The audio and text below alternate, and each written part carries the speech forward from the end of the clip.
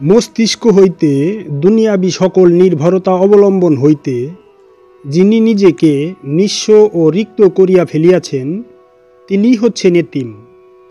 এই এতিমকে যাচাই এবং পরীক্ষা করিয়া তবেই মোর্শেদরূপে গ্রহণ করিবার কথা বলা হয়েছে মহাগ্রন্থ কোরআনে। অতঃপর যখন তাদের হতে সুপথের পরিচয় লাভ করা হয়, তখন নিজ নিজ সংস্কার বা অর্জিত বিষয়রাশি তথা অর্জিত গুণরাশি ইত্যাদি সকল মাল তাদের দিকে ঠেলিয়া দিতে হয়, অর্থাৎ তাদের মোহহীন মহাশূন্যতার আদর্শের দিকে মনের সকল সঞ্চয়কে তথা বিষয় বাসনাকে নিঃশেষ করিতে হয়। ইহা হচ্ছে সালাত প্রক্রিয়া।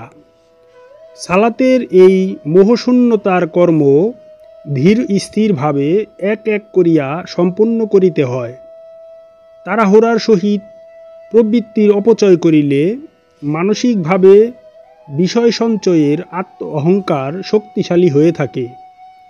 জীবনভর অপচয়ের সহিত বৃত্তি ব্যবহার না করিয়া এতিমের দিকে তাহা ঠেলিয়া দিলে আল্লাহর গুণাবলীর মহান ধনে ধনী হইতে পারা যায়।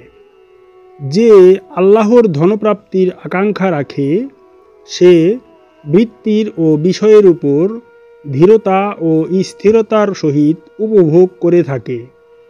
যখন এতিমের দিকে সমগ্র মাল অর্থাৎ আমিত্বের অস্তিত্বের উৎসর্গ সম্পন্ন হয়, তখন দৃষ্টির স্বচ্ছতা আসে এবং সত্যের দ্রষ্টা হইয়া যান সাক্ষ্যদাতা।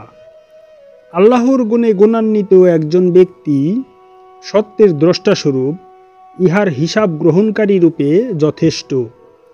উক্ত কথাগুলো সুফি সদরুদ্দিন চিশতি রচিত কোরআন দর্শন নামক গ্রন্থ হতে সূরা নেসার ৬ নং আয়াতের তাফসির হতে গ্রহণ করা হয়েছে।